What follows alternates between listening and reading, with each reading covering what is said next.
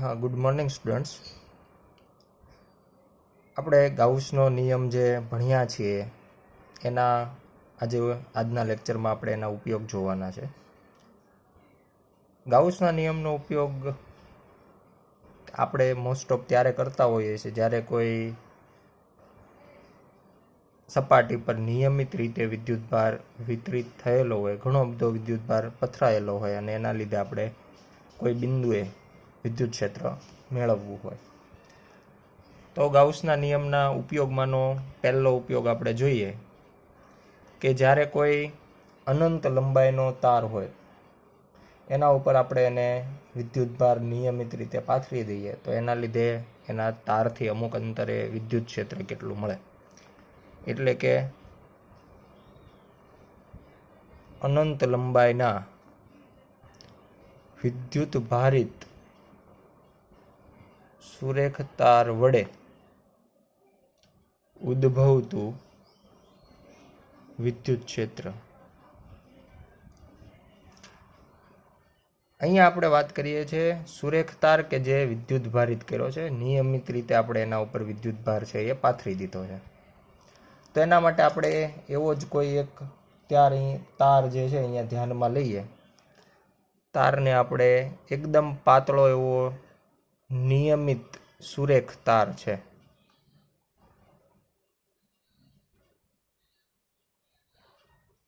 આ પ્રમાણે આપણે નિયમિત અનંત લંબાઈનો તાર લઈએ અને એના ઉપર આપણે વિદ્યુત ભાર જે છે એ પાથરી દઈએ. અનંત લંબાઈ માટે આપણે આવી કઈ સંજ્ઞાનો ઉપયોગ કરીએ. ટોટલ લંબાઈ તો આપણે અહીંયા દર્શાવી શકતા નથી કારણ કે અનંત કીધું છે અને એના ઉપર આપણે વિદ્યુત ભાર પણ પાથરી દીધો છે. આના માટે આપણે એવું કહી શકીએ કે આપણે જ્યારે નિયમિત વિદ્યુતભાર વિતરણ થયેલું હોય તો એની સાથે સંકળાયેલી અમુક રાશિઓ પણ આપણે ધ્યાનમાં લેતા હોઈએ છીએ. અહીંયા તાર જે છે એને વન ડાયમેન્શનલ ગણી શકાય અને વન ડાયમેન્શનલ આપણે ગણીએ તો આ તાર માટે આપણે રેખીય વિદ્યુતભાર ઘનતા છે એ વ્યાખ્યાયિત કરતા હોઈએ. એની એકમ લંબાઈ દીઠ જે વિદ્યુતભાર હશે, એકમ લંબાઈ દીઠ વિદ્યુતભારને એની વિદ્યુતભાર ઘનતા વડે વ્યાખ્યાયિત કરશું. તો હવે આવા તારના લીધે આપણે કોઈ પી બિંદુએ અહીંયા આપણે કોઈ પી બિંદુ ધ્યાનમાં લઈએ કે જે તારથી આર જેટલા લંબ અંતરે છે. આ પી બિંદુએ કેટલું વિદ્યુત ક્ષેત્ર હશે એ મેળવવું છે. ફરીથી એકવાર કહી દે, તાર ઉપર આપણે વિદ્યુતભાર પાથરેલો છે, ધન વિદ્યુતભાર પાથરેલો છે નિયમિત રીતે, અને એ વિદ્યુતભારના લીધે આપણે પી બિંદુએ વિદ્યુત ક્ષેત્ર મેળવવું છે. તો એના માટે મહત્વની બાબત કે આપણે ગાઉસના નિયમનો ઉપયોગ કરવો છે. અને ગાઉસના નિયમનો પહેલો જ શબ્દ એવો છે કે બંધ પૃષ્ઠ. એટલે એના માટે ફરજિયાત આપણે બંધ પૃષ્ઠનો ઉપયોગ કરવો પડે તો જ એના અંદર આપણે ગાઉસનો નિયમ છે એ લાગુ પાડી શકીએ. તો આના માટે આપણે આ પી બિંદુ ધ્યાનમાં લીધું છે એના જેવું જ એના જેટલા જ અંતરે એક ક્યુ બિંદુ પણ ધ્યાનમાં લઈએ. અહીંયા આપણે એવું કહી શકાય વિદ્યાર્થી મિત્રો કે આ બંને તારથી આર જેટલા લંબ અંતરે છે. અહીંયા આપણે લંબ અંતર આ પ્રમાણે ધ્યાનમાં લીધું છે. હવે એવું કહી શકાય કે આ પી બિંદુ આ તરફના છેડાથી અનંત અંતરે છે, બીજી તરફના છેડાથી પણ અનંત અંતરે છે. એ જ રીતે ક્યુ બિંદુ પણ એવું જ થશે. આ તરફના છેડાથી પણ અનંત અંતરે, આ તરફના છેડાથી પણ અનંત અંતરે, અને બંને તારથી સરખા આર જેટલા લંબ અંતરે. એટલે આપણે એવું કહી શકાય કે પી અને ક્યુ બિંદુ બંને એક જ સરખા અંતરે રહેલા છે, એટલે કે સરખા જ ગણી શકાય. એટલે પી બિંદુ અને ક્યુ બિંદુ એ આપણને વિદ્યુત ક્ષેત્ર પણ સરખું જ મળશે. એવા ઘણા બધા બિંદુઓ છે એ તમે વિચારી શકો. તો એના માટે આપણે એવું કરીએ કે તારની ફરતે ચારે બાજુ આર જેટલા અંતરનું એક પૃષ્ઠ વિચારી લઈએ. હવે આ પૃષ્ઠને આપણે નળાકાર જેવું વિચારી શકીએ કારણ કે આપણે આર જેટલું લંબ અંતર ફિક્સ રાખવાનું છે. એટલે આપણે એના ફરતે એક નળાકાર વિચારી શકીએ કે જે નળાકારની પોતાની ત્રિજ્યા આર જેટલી હોય. તો આ પ્રમાણે એના ફરતે આપણે એક આવું નળાકાર જે વિચારી લઈએ. હવે આ જે નળાકાર આપણે વિચાર્યું છે એની પોતાની કંઈક લંબાઈ હશે.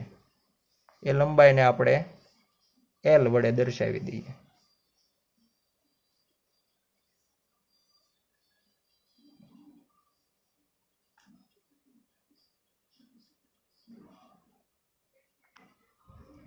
એટલે આ પ્રમાણે આપણે એક એલ લંબાઈનો નળાકાર છે એ તારની ફરતે ચારે બાજુ વિચારી લીધો અને એ નળાકારની ત્રિજ્યા આર જેટલી છે.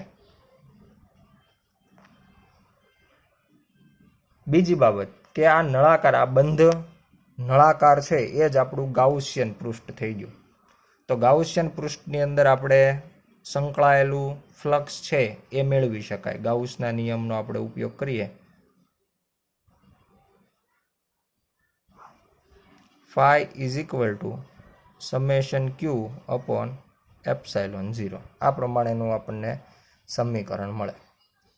તો અહીંયા આપણે સમેશન ક્યુ છે, સમેશન ક્યુ એટલે કે નળાકારના જે કંઈ બંધ પૃષ્ઠ આપણે લીધો છે એના અંદર રહેલો વિદ્યુતભાર. એટલે નળાકારની અંદર માત્ર આ તાર ઉપર જેટલો દેખાય છે એટલો વિદ્યુતભાર છે. આ બાજુનો ભાગ અને આ બાજુનો ભાગ એ નળાકારની બહારનો ભાગ થશે. એટલે એનો વિદ્યુતભાર આપણે ધ્યાનમાં લેવાનો થશે નહીં. બીજી મહત્વની બાબત એવી કે અહીંયા આપણે તાર માટે રેખીય વિદ્યુતભાર ઘનતાની વાત કરી કે એના એકમ લંબાઈ ઉપર એકમ લંબાઈ દીઠ જે વિદ્યુતભાર છે એની રેખીય વિદ્યુતભાર ઘનતા કહેવાય. સામાન્ય રીતે તો આપણે કુલ વિદ્યુતભારના છેદમાં કુલ લંબાઈ લેતા હોઈએ, પણ અહીંયા કુલ લંબાઈ મળવી શક્ય નથી. એટલા માટે આપણે એકમ લંબાઈનો જ ઉપયોગ કરીએ. ધારો કે આપણે એવું દર્શાવી દઈએ કે એકમ લંબાઈ દીઠ આ જે તાર લીધો છે એના ઉપર ટોટલ ક્યુ જેટલો વિદ્યુતભાર છે. અને અહીંયા સીધી જ એની વિદ્યુતભાર ઘનતા છે આપણે દર્શાવી દઈએ કે એની એકમ લંબાઈ દીઠ વિદ્યુતભાર ઘનતા લેમડા જેટલી છે. એટલે રેખીય વિદ્યુતભાર ઘનતા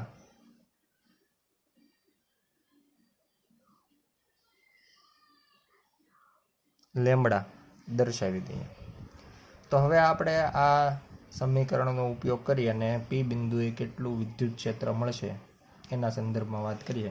ફ્લક્સની એક આપણી પાસે વ્યાખ્યા છે કે phi is equal to integration સમગ્ર પૃષ્ઠ પર ઈ ડોટ ડીએ. આ સમીકરણનો અહીંયા આપણે ઉપયોગ કરીએ અને ગાઉસના નિયમનો પણ ઉપયોગ કરીએ એટલે બંનેનું ભેગું સમીકરણ આવું કંઈક બનશે. ઇન્ટિગ્રેશન સમગ્ર પૃષ્ઠ પર E dot DA is equal to summation Q upon epsilon 0. હવે આપણે જે વાત કરીએ છીએ સમગ્ર પૃષ્ઠ, હવે આપણું જે નળાકાર છે એને ટોટલ 3 ભાગમાં વિભાજિત કરી શકીએ આપણે. આખા આપણા જે નળાકાર છે એને આ તરફ અહીંયા આપણે જોઈ શકીએ એક વર્તુળાકાર ભાગ મળશે. અહીંયા બીજી તરફ પણ આપણને એક વર્તુળાકાર ભાગ મળશે. અને ત્રીજો જે ભાગ છે એ આખો ચારે તરફનો જે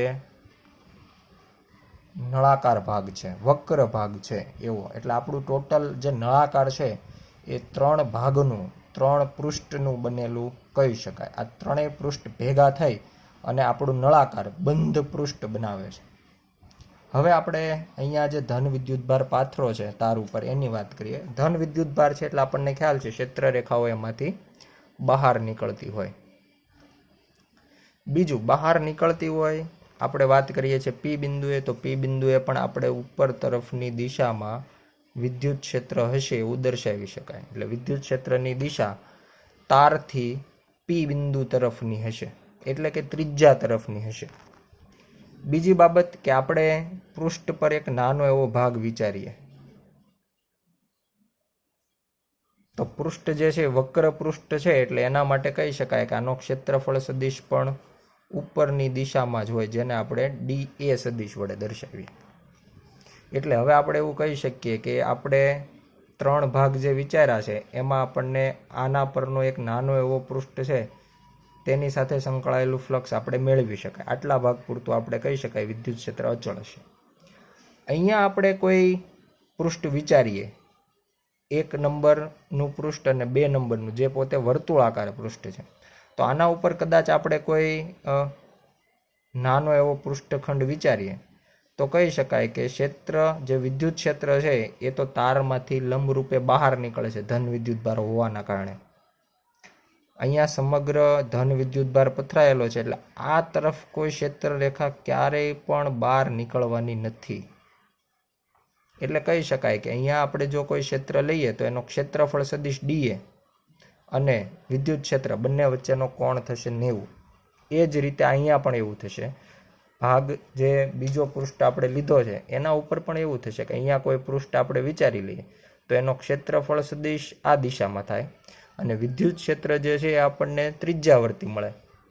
બંને વચ્ચેનો ખૂણો થશે 90. એટલે 1 નંબરનું વર્તુળાકાર પૃષ્ઠ અને 2 નંબરનું વર્તુળાકાર પૃષ્ઠ એના ઉપર તમે કોઈ પણ નાનો એવો ભાગ વિચારો તો એનો ક્ષેત્રફળ સદિશ અને વિદ્યુત ક્ષેત્ર બંને વચ્ચેનો ખૂણો થશે 90. એટલે આ જે પદ છે એને આપણે 3 ભાગમાં, આપણું જે બંધ પૃષ્ઠ છે આખું બંધ પૃષ્ઠ એને આપણે ટોટલ 3 પૃષ્ઠમાં વહેંચી દીધું. આ આપણે 1 નંબરના પૃષ્ઠ 1 માટે વાત કરી છે, વત્તા પૃષ્ઠ 2 વત્તા પૃષ્ઠ 3. એટલે આપણું જે બંધ પૃષ્ઠ પર જે પૃષ્ઠ સંકલન કરવાનું હતું એ આપણે 3 પૃષ્ઠમાં વિભાજિત કરીને સરવાળો બતાવી દીધો is equal to summation Q/ε0.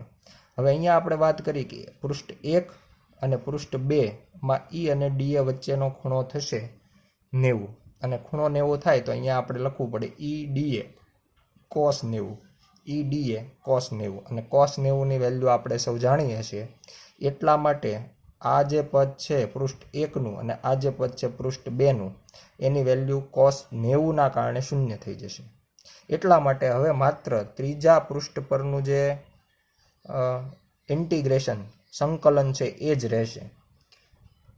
આ પૃષ્ઠ માટે આપણે એવું કહી શકાય કે આના આખા પૃષ્ઠ પરનું કોઈ પણ બિંદુ વિચારવામાં આવે બધા જ બિંદુઓ r જેટલા અંતરે છે અને r જેટલા અંતર સરખું હોય તો કહી શકાય વિદ્યુત ક્ષેત્ર પણ સરખું મળશે. એટલા માટે આપણે હવે આ સમીકરણ છે એને કંઈક આ સ્વરૂપે લખી શકાય.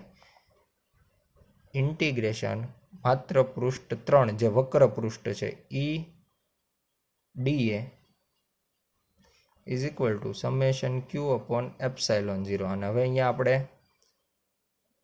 EDA નો ઉપયોગ કરી EDA cos θ is equal to summation Q/ε0. આવું સમીકરણ થઈ જશે.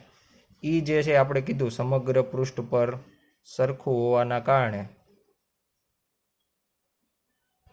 આ પ્રમાણે થાય. અને અહીંયા cos θ ની વાત કરીએ તો cos θ આપણે આકૃતિમાં જોયું છે આગળ પણ કે કોઈ પણ નાનો એવો ખંડ હશે એનો ક્ષેત્રફળ સદિશ અને વિદ્યુત ક્ષેત્ર બંનેની દિશા સરખી એટલે θ થઈ જશે 0.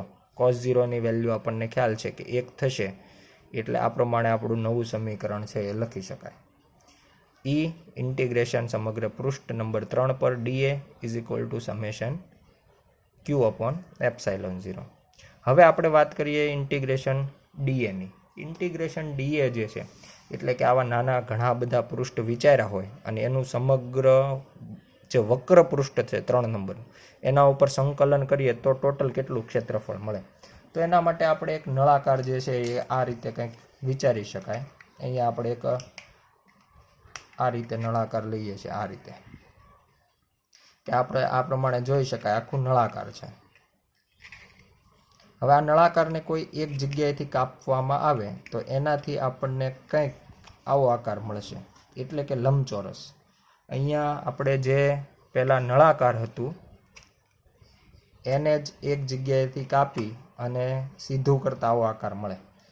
સરળતાથી જોઈ શકાય કે આકાર છે એ લંબચોરસ છે. લંબચોરસમાં આપણે કહી શકાય કે પહેલાં જે નળાકારની લંબાઈ બનતી હતી આ નળાકારની લંબાઈ થશે. એટલે અહીંયા આપણે લખી શકીએ નળાકારની લંબાઈ L. અને બીજી બાબત કે આ જે છે એ પહોળાઈ કેટલી થશે. તો પહોળાઈ માટે ફરીથી આપણે નળાકાર સ્વરૂપે જોઈએ તો એ પહોળાઈ ક્યાંથી આવે છે તો કે અહીંયાથી આ જે સમગ્ર આખો બંધ માર્ગ છે એને કહેવાય નળાકારનો પરિઘ. એ પરિઘ જે છે એ જ નળાકારની પહોળાઈ બની જાય. પરિઘ આપણને ખ્યાલ છે કેટલો હોય તો કે 2πr જેટલો. એટલા માટે સમગ્ર બંધ પૃષ્ઠ ઉપર જ્યારે સંકલન કરશું આપણે ત્યારે એનું ક્ષેત્રફળ લંબાઈ ગુણ્યા પહોળાઈ જેટલું થાય. લંબાઈ છે એ L જેટલી ધારેલી છે અને પહોળાઈ જે છે એ સીધું કરતાં આપણે જોઈ શકાય 2πr. એટલે ક્ષેત્રફળ થઈ જશે. આપણે જે ઇન્ટિગ્રેશનની વાત કરતા હતા એ ઇન્ટિગ્રેશન આપણને મળી ગયું. E2πrl આ આપણને ટોટલ ક્ષેત્રફળ મળશે ઇઝ ઇક્વલ ટુ. હવે આપણે વાત કરીએ સમેશન ક્યુ. સમેશન ક્યુ માટે આપણે રેખીય જે વિદ્યુતભાર ઘનતા છે એનો અહીંયા ઉપયોગ કરીએ કે આપણે આ તાર માટે રેખીય વિદ્યુતભાર ઘનતા લેમ્બડા ધારેલી છે. સમગ્ર તાર ઉપર સમાન વિદ્યુતભાર ઘનતા છે લેમ્બડા. હવે આપણે એવું કહી શકીએ કે ટોટલ નળાકારની અંદર કેટલી લંબાઈનો તાર આવશે તો કે L લંબાઈ. એટલે જો એકમ લંબાઈ દીઠ જે વિદ્યુતભાર છે એને આપણે રેખીય વિદ્યુતભાર ઘનતા કીધું તો એના ઉપરથી આપણે ટોટલ અંદર કેટલો વિદ્યુતભાર હશે એ મેળવી શકાય. એના માટે આપણે અહીંયા માત્ર એક નાની એવી ધારણા કરીએ કે ટોટલ અંદર કંઈક Q જેટલો વિદ્યુતભાર છે. તો રેખીય વિદ્યુતભાર માટે લખી શકાય Q/L. જેટલો વિદ્યુતભાર લીધો એટલી જ લંબાઈ લીધી. આખાનો વિદ્યુતભાર સ્મોલ q કહી દીધો છે તો એના માટે આપણે એની જે લંબાઈ છે L લીધી. તો આના ઉપરથી Q ને સૂત્રનો કરતા બનાવીએ તો આપણને Q is equal two lambda into L થઈ જશે. એટલે આપણને નળાકારની અંદર રહેલો વિદ્યુતભાર મળી જાય. એટલે આ જ આપણો કુલ નળાકારની અંદર રહેલો વિદ્યુતભાર થાય અને એ આપણે લખી શકીએ લેમ્બડા ઇન્ટુ L છેદમાં એપ્સાઇલોન 0. એટલે આ પ્રમાણેનું સૂત્ર બનશે. બંને તરફ જે L છે એ કેન્સલ થઈ જાય અને વિદ્યુત ક્ષેત્રને જો આપણે સૂત્રનો કરતા બનાવીએ તો લેમ્બડા અપોન 2πr એપ્સાઇલોન 0 આવું સૂત્ર બને. સામાન્ય રીતે આપણે આ સમીકરણોનો ઉપયોગ કરી અને કોઈ પણ એક અનંત લંબાઈના વિદ્યુતભારિત તારથી r જેટલા લંબાંતરે વિદ્યુત ક્ષેત્ર કેટલું હોય એ મેળવી શકાય. પરંતુ આપણે ઘણી વખત સમીકરણ છે કેના સ્વરૂપમાં લખતા હોય k is equal to 1/4π epsilon 0. એટલે છેદમાં 4π એપ્સાઇલોન 0 હોય તો 1/4π એપ્સાઇલોન 0 ને k લખી શકાય. પણ 4π નથી, આપણી પાસે અહીંયા 2 છે તો એને થોડુંક આપણે સાદું રૂપ આપી અને આપણું જે સમીકરણ છે અહીંયા તો એને લખી શકાય 2k લેમ્બડા અપોન r. આપણે મૂલ્ય સ્વરૂપે સમીકરણ લખ્યું છે. જો આપણે સાથે સાથે સદિશ સ્વરૂપે કંઈક વિદ્યુત ક્ષેત્ર બતાવવું હોય તો આપણે આકૃતિમાં પણ વાત થઈ કે એની જે વિદ્યુત ક્ષેત્રની દિશા છે એ ત્રિજ્યા તરફની હોય છે. તો એના માટે આપણે r કેરેટ છે એનો ઉપયોગ કરી શકાય. એટલે આ પ્રમાણે આપણે જો વિદ્યુત ક્ષેત્રને સદિશ સ્વરૂપે લખવું હોય તો લખી શકાય. એટલે આ પ્રમાણે આપણે વિદ્યુત ક્ષેત્ર માટે લખી શકાય. બીજી એક બાબત કે JEE નીટની અંદર પણ આ પ્રમાણેના ક્વેશ્ચન આવતા હોય ને એમાં એક ખાસ કિસ્સા તરીકે આ અનંત લંબાઈના તારની જગ્યાએ જો પરિમિત લંબાઈનો નાનો એવો તાર હોય જેની લંબાઈ આપણે માપી, આ આપણે જે ઉદાહરણ લીધું અનંત લંબાઈ હતી તો એના માટે આપણે આ સમીકરણ વાપરશું. પણ જો તારની લંબાઈ માપી શકાય એવી હોય તો એના માટે આપણે એવું કહી શકીએ કે આપણે કોઈ પરિમિત લંબાઈનો તાર ધ્યાનમાં લઈએ કે આ કોઈ પરિમિત લંબાઈનો તાર છે, એની પોતાની કંઈક લંબાઈ છે એ આપણે અહીંયા દર્શાવીએ L લંબાઈ, અને એના કોઈ બિંદુથી લંબ અંતરે P બિંદુ આવેલું છે. તો આ P બિંદુ એ વિદ્યુત ક્ષેત્ર કેટલું થાય? સામાન્ય રીતે એવું કહી શકાય કે આપણે બંને છેડાઓને P સાથે જોડી દઈએ, તારના બંને છેડાને P સાથે જોડી દઈએ તો એ લંબ સાથે કંઈક ખૂણો બનાવશે. આ અંતરને આપણે જ્યારે P સાથે જોડ્યું ત્યારે આ લંબ અંતર છે R, તો એણે કંઈક P સાથે ખૂણો લંબ અંતર સાથે ખૂણો બનાવ્યો θ1. તારના બીજા છેડાને જ્યારે આપણે P બિંદુ સાથે જોડ્યું ત્યારે એણે પણ લંબ સાથે કંઈક ખૂણો બનાવ્યો θ2. તો અહીંયા આપણે એવું કહી શકાય નોર્મલી વિદ્યુત ક્ષેત્ર આવી કોઈ ક્રોસમાં મળે જેમ આપણને પહેલાં તારને લંબ દિશામાં મળતું હતું એના જેવું નહીં થાય, પણ થોડું ક્રોસમાં મળશે. તો આવા વિદ્યુત ક્ષેત્રના આપણે બે ઘટકો છે એ લેતા હોઈએ છીએ. તારને સમાંતર હોય અને EX કહેતા હોઈએ છીએ, તારને લંબ હોય અને EY વડે આપણે સામાન્ય રીતે દર્શાવીએ છીએ. અહીંયા આપણે બંને જે કાંઈ ઘટકો આપણને મળે છે એને ખૂબ જ સરળતાથી જે છે એ બે સમીકરણો દ્વારા રજૂ કરી શકાય કે x દિશામાંનો ઘટક છે એ k(λ/r) કૌંસમાં cos θ1 માઇનસ cos θ2 સમીકરણ વડે દર્શાવી શકાય. જ્યારે y દિશામાંનો જે ઘટક છે એ સ્મોલ k λ/r કૌંસમાં sin θ1 પ્લસ sin θ2 આ પ્રમાણેના બે સમીકરણો છે એની મદદથી આપણે જ્યારે પરિમિત લંબાઈના તારની વાત કરતા હોઈએ ત્યારે એના માટેના બે ઘટકો મેળવી શકાય. બંને ઘટકો મેળવી અને પછી પરિણામી મેળવવા માટે આપણે સદિશ સ્વરૂપનો આપણે જ્યારે આને કદાચ જો સદિશ સ્વરૂપે બતાવવું હોય તો આના માટે i વાપરશું અને yને જો બતાવશું તો j અને પછી બંનેના પરિણામી માટે √EX² પ્લસ EY² થી પરિણામી છે એ પણ મેળવી શકતા હોય. તો આ પ્રમાણે આપણે અનંત લંબાઈનો અથવા પરિમિત લંબાઈનો કેસ હોય તો આ પ્રમાણેના સૂત્ર વાપરી શકાય. હવે આપણે ગાઉસનો નિયમ જે છે એનો બીજો ઉપયોગ જોઈએ. તો બીજો નિયમ જે છે એ આપણે અનંત ક્ષેત્રફળ ધરાવતા પૃષ્ઠ પર નિયમિત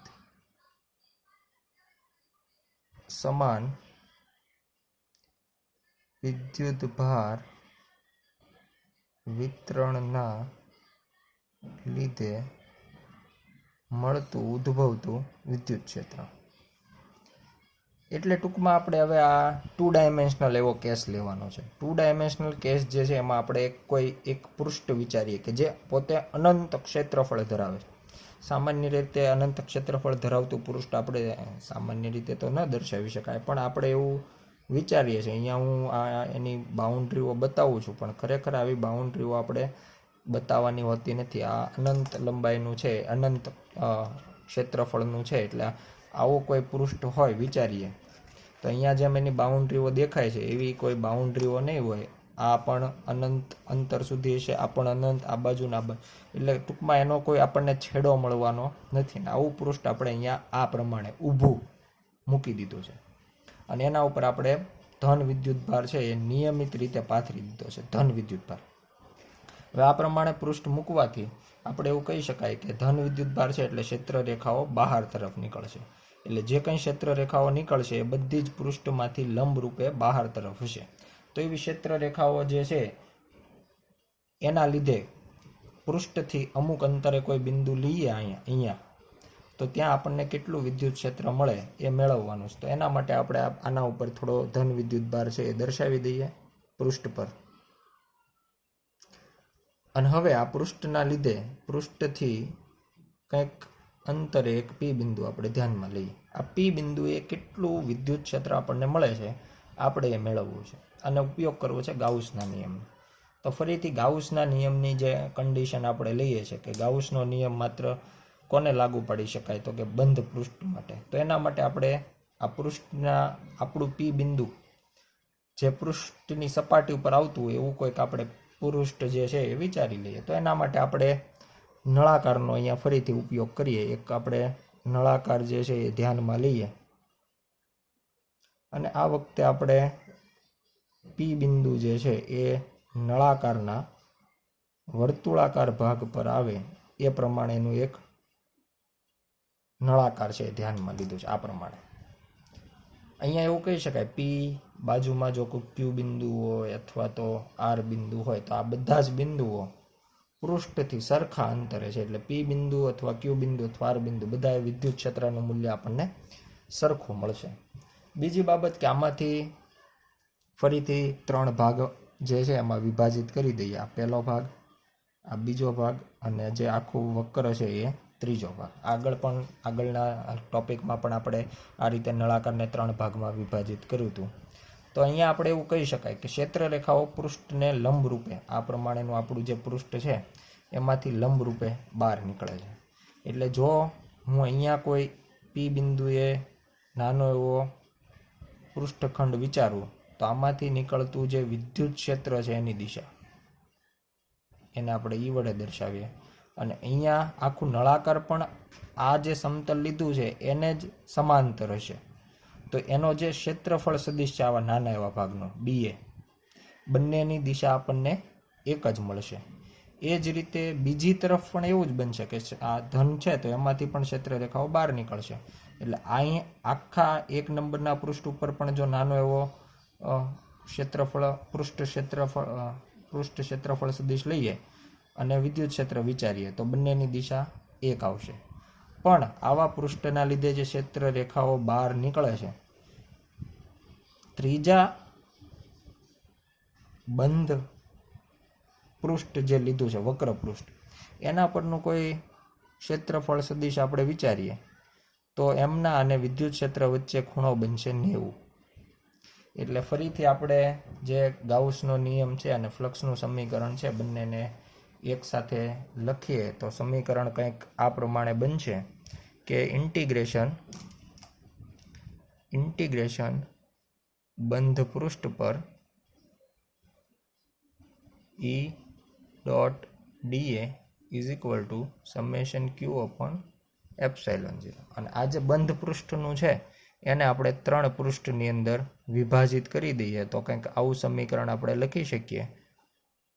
ત્રણેય પૃષ્ઠનું આપણે જુદું જુદું લખવાનો પ્રયત્ન કરીએ અને પછી ત્રણેયનો સરવાળાથી ફરીથી બંધ પૃષ્ઠ બની જાય છે.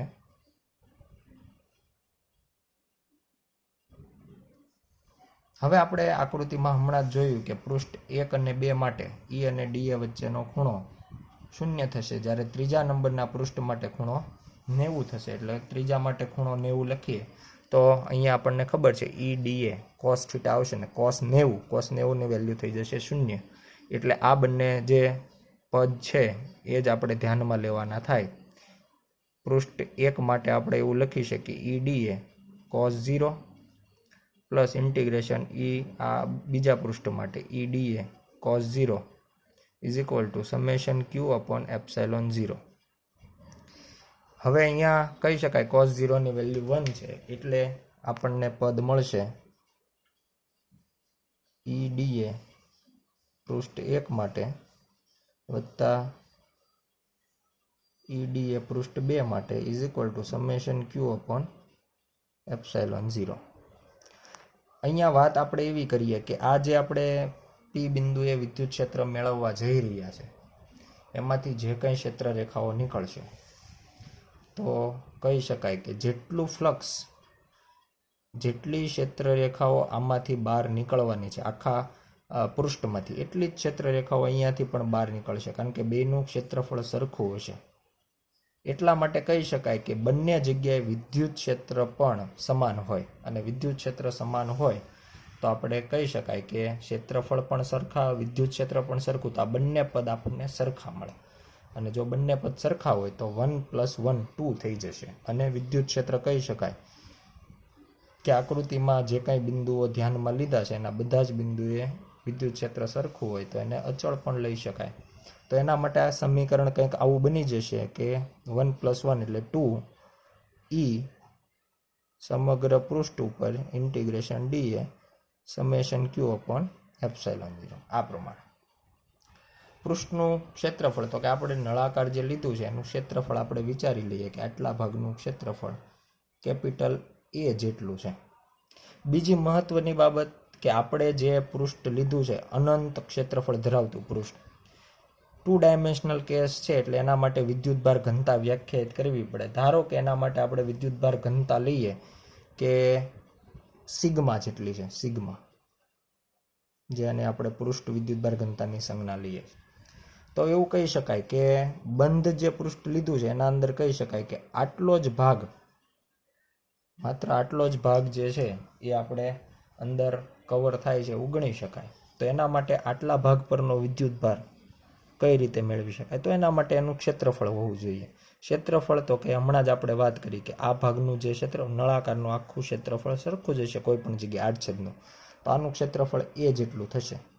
ક્ષેત્રફળ હોય, સમગ્ર પૃષ્ઠ છે એની પૃષ્ઠ વિદ્યુતભાર ઘનતા હોય તો આના પરનો વિદ્યુતભાર છે એ મેળવી શકાય એના સૂત્ર દ્વારા કે sigma is equal to Q by એ.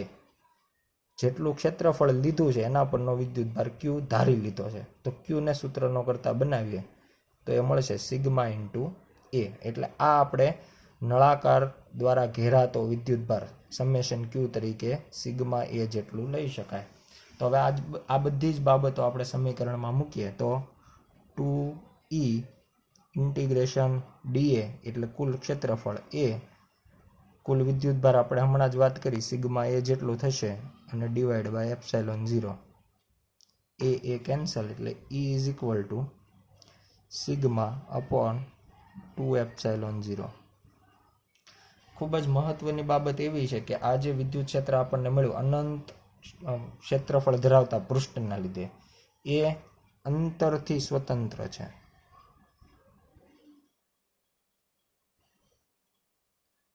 અંતરથી સ્વતંત્રનો મિનિંગ એવો થાય કે જો આપણે કદાચ પી બિંદુને પૃષ્ઠની ખૂબ નજીક અથવા થોડું વધારે દૂર લીધું હોય તો પણ વિદ્યુત ક્ષેત્રનું મૂલ્ય બદલાતું નથી. પણ આ માત્ર ક્યારે? તો કે અનંત ક્ષેત્રફળ ધરાવતું પૃષ્ઠ હોય તો.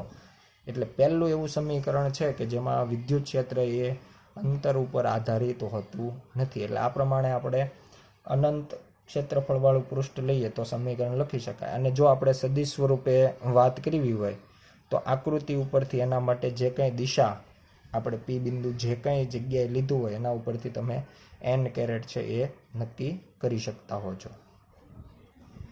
આજ જોયેલી બંને થિયરીમાં એવું પણ બની શકે કે જે તાર ઉપર અથવા તો પૃષ્ઠ ઉપર મૂકેલો વિદ્યુતભાર છે એ ધનની જગ્યાએ ઋણ પણ હોઈ શકે.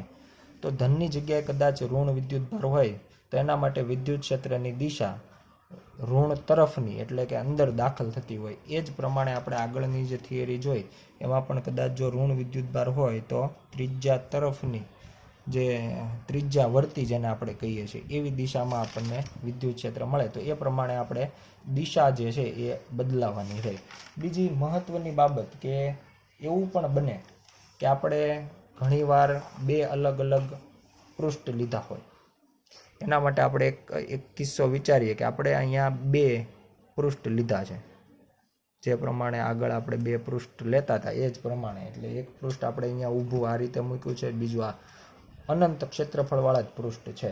તો એના માટે અનંત ક્ષેત્રફળવાળા પૃષ્ઠ હોય તો એના ઉપર જ્યારે આપણે વિદ્યુતભાર પાથરી દીધો હોય, આના ઉપર ધારો કે ધન વિદ્યુતભાર પાથરેલો, આના ઉપર પણ એવો જ લઈએ, પણ બંનેની પૃષ્ઠ વિદ્યુતભાર ઘનતા જો અલગ અલગ હોય, એકની પૃષ્ઠ વિદ્યુતભાર ઘનતા સિગ્મા 1, બીજાની સિગ્મા 2. હવે આમાં સિગ્મા 1 સિગ્મા 2માં અમુક કન્ડિશનો એવી લઈ શકાય કે ઘણીવાર એવું હોય કે સિગ્મા 1 ગ્રેટર ધેન સિગ્મા 2. તો આના માટે આપણે એવું કહી શકીએ કે હું અહીંયા કોઈ પી બિંદુ વિચારું છું. તો પી બિંદુએ કુલ કેટલું વિદ્યુત ક્ષેત્ર આપણને મળશે? તો પી બિંદુએ વિદ્યુત ક્ષેત્ર મેળવવા માટે આપણે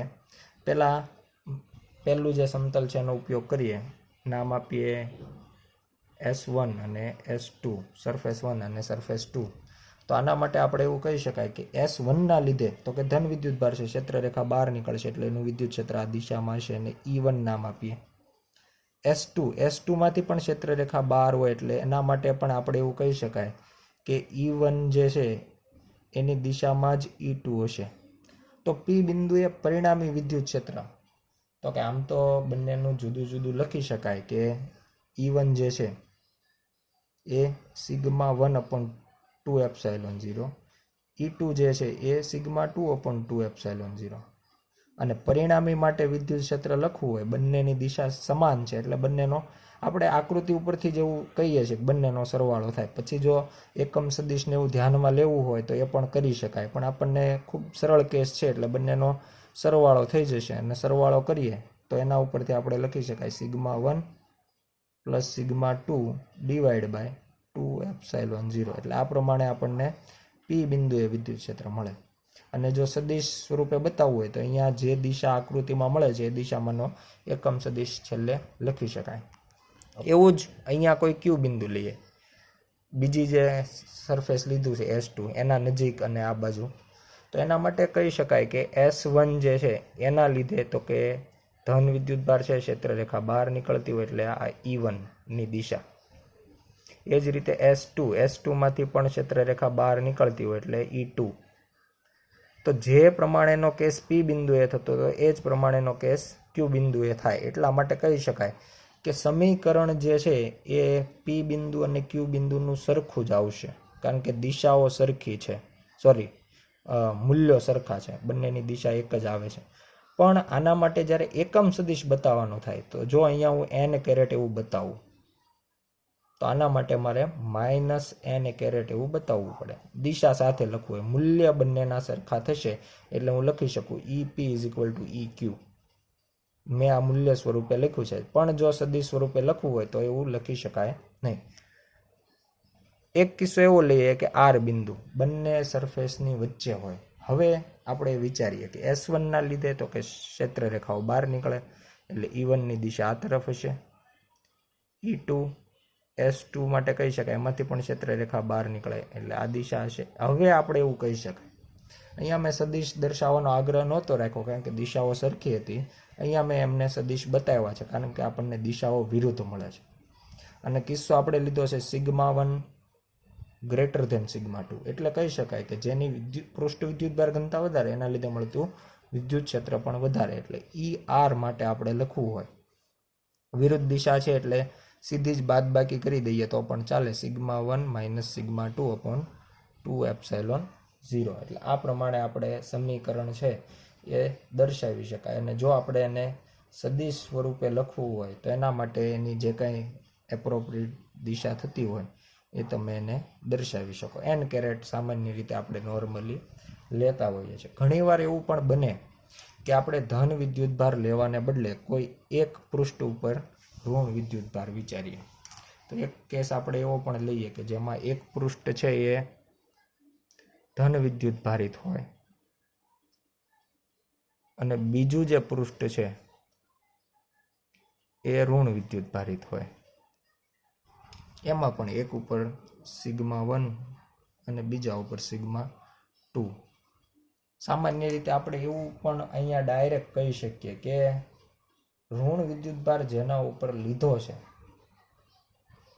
એને આપણે પૃષ્ઠ વિદ્યુતભાર ઘનતા પહેલેથી જ ઋણ બતાવી દઈએ તો પણ ચાલે. એટલે અહીંયા આપણે એવો ઉપયોગ કરવો હોય પહેલેથી તો પણ ચાલે, અને ન કરીએ તો પણ આપણે દિશા પ્રમાણે સરવાળો અને બાદબાકી જે થતું હશે એ ધ્યાનમાં લેશું. તો આપણે 3 કિસ્સાઓ લઈ લઈએ. P બિંદુ એ પહેલો કિસ્સો લઈએ તો કઈ દિશા થશે, તો કે અહીંયા પણ પહેલી કન્ડિશન તો એવી જ લખીએ કે σ1 નું મૂલ્ય σ2 કરતાં મોટું છે. મૂલ્યની વાત કરી છે, નિશાનીના લીધે એવું કહેતો નથી. તો પહેલાં આપણે સરફેસ 1 ના લીધે ધન વિદ્યુતભાર વિદ્યુત ક્ષેત્ર આ દિશામાં, એટલે હું સદિશ સ્વરૂપે જ દર્શાવું છું σ1 / 2ε0.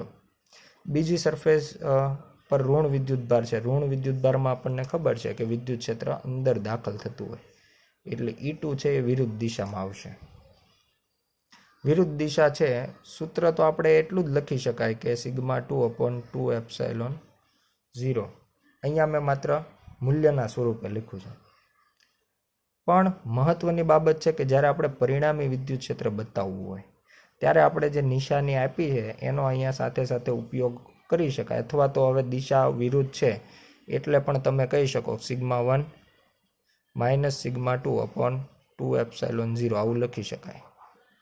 એ જ પ્રમાણે બીજી તરફ આપણે Q બિંદુ લેશું તો ત્યાં પણ આપણને આ જ પ્રમાણેનું સમીકરણ મળશે. અહીંયા સરફેસ 1 ના લીધે બહાર તરફ એટલે કે પૃષ્ઠમાંથી બહાર તરફ નીકળશે E1 ની દિશા, અને સરફેસ 2 ના લીધે એ અંદર દાખલ થતી હશે એટલે E2 જે છે આ દિશામાં આવશે. એટલે આના જેવો જ કેસ થયો. બીજું અંતર ઉપર ડિપેન્ડન્ટ નથી એટલે આના લીધે ઓછું હશે, આના લીધે વધારે, એવો કાંઈ પ્રશ્ન નથી રહેતો. જેની પૃષ્ઠ વિદ્યુતભાર ઘનતા વધારે એના લીધે વધારે, એટલા માટે આપણે અહીંયા કહી શકાય કે જે પ્રમાણે ઉપર સમીકરણ મેળવ્યું એ જ સમીકરણ પી બિંદુએ જે છે એ જ આપણને ક્યુ બિંદુ માટે પણ મળે. પણ દિશા જે છે એના માટે કહી શકાય કે અહીંયા પરિણામીની દિશા E1 તરફ હશે, અહીંયા પરિણામીની દિશા પણ E1 તરફ, જે બંને જોઈ શકાય વિરુદ્ધ દિશા થાય. વચ્ચે કોઈ બિંદુ લઈએ આર માટે બહુ મહત્વની બાબત. હવે અહીંયા વાત કરીએ ધનના લીધે, તો ધનના લીધે પૃષ્ઠમાંથી બહાર નીકળે એટલે આ તરફની દિશા હશે. ઋણમાં તો ઋણના લીધે કહી શકાય અંદર દાખલ થાય એટલે અંદર દાખલ થવાના લીધે એ જ દિશા થશે. એટલે હવે અહીંયા જ્યારે સમીકરણ આપણે આર બિંદુ માટે લખવું હોય તો બંનેનો થઈ જશે સરવાળો σ1 + σ2. સરવાળો એટલા માટે બંનેની દિશા આકૃતિમાં જોઈ શકાય એક જ છે, તો આ પ્રમાણે સૂત્ર લખી શકાય. બીજી મહત્વની બાબત કે ઘણીવાર એવું પણ બનતું હોય કે આપણને બંનેની પૃષ્ઠ વિદ્યુતભાર ઘનતા સરખી આપી હોય, બંનેની પૃષ્ઠ વિદ્યુતભાર ઘનતા સરખી હોય, અને જો બંનેની પૃષ્ઠ વિદ્યુતભાર ઘનતા સરખી હોય પણ એક ધન હોય ને બીજું ઋણ હોય, એટલે ફરીથી આપણે આ કિસ્સો લઈએ σ1 = σ2 પણ બંને સરખા, બંને પોઝિટિવ બંને સરખા, તો શું થશે? તો કે તો એના માટે કહી શકાય કે અહીંયા આપણને નીચે આપણે દર્શાવીએ σ1 = σ2. પી બિંદુએ લખવું હોય તો લખી શકાય EP = તો કે σ1 અને σ2 સરખા છે, સરખા હોય તો બંનેનો સિગ્મા પ્લસ સિગ્મા થઈ જશે એટલે 2 સિગ્મા, 2 કેન્સલ થઈ જાય છે એટલે σ/ε0 આવું સૂત્ર લખી શકાય. સેમ ક્યુ બિંદુએ પણ આપણને ખ્યાલ છે કે બંને એક જ દિશામાં છે, તો એના માટે આપણે જે છે એ σ/ε0 પી અને ક્યુ માટેના મૂલ્યો સરખા જ હોય છે, તો ડાયરેક્ટ પણ લખી શકાય. આર બિંદુએ હવે એવું કહી શકાય કે બંને સરખા અને બંનેની થાય છે બાદબાકી, એટલા માટે આપણને કેટલું મળશે? તો કે 0, કારણ કે બંને પરસ્પર વિરુદ્ધ દિશામાં અને મૂલ્યો સરખા, તો પરિણામી થઈ જાય 0. એવું જ જો ધન અને ઋણ હોય અને સરખા હોય, એટલે કે σ1 = σ2 પણ એક ધન છે અને બીજું ઋણ છે, તો આપણે આ 3 સમીકરણો લખવા હોય તો કેટલા લખાય? તો કે પહેલા પી બિંદુએ લખીએ તો કે પી બિંદુએ સ્પષ્ટ જોઈ શકાય બંને વિરુદ્ધ દિશામાં છે. પૃષ્ઠ વિદ્યુતભાર ઘનતા સરખી હોય તો વિદ્યુત ક્ષેત્ર સરખા મળે, એટલે પી બિંદુએ વિદ્યુત ક્ષેત્ર 0, પરિણામી 0 થઈ જશે વિરુદ્ધ દિશા હોવાને કારણે. ક્યુ બિંદુએ પણ પરસ્પર વિરોધ હોવાને કારણે 0, અને આર બિંદુએ આપણને મળશે બંનેની દિશા સરખી, બંનેના મૂલ્યો પણ સરખા, એટલે σ/ε0. એટલે આ પ્રમાણેના સમીકરણો છે લખી શકાય. દિશા આકૃતિ જોઈને એના ઉપરથી ધન અને ઋણ વિદ્યુતભાર જે કંઈ છે એના ઉપરથી નક્કી કરી શકાય. તો આ પ્રમાણે આપણે 2 ઉપયોગો જોયા. નેક્સ્ટ લેક્ચરમાં આપણે બીજા મહત્વના એવા 2 નિયમો જોઈશું. આભાર.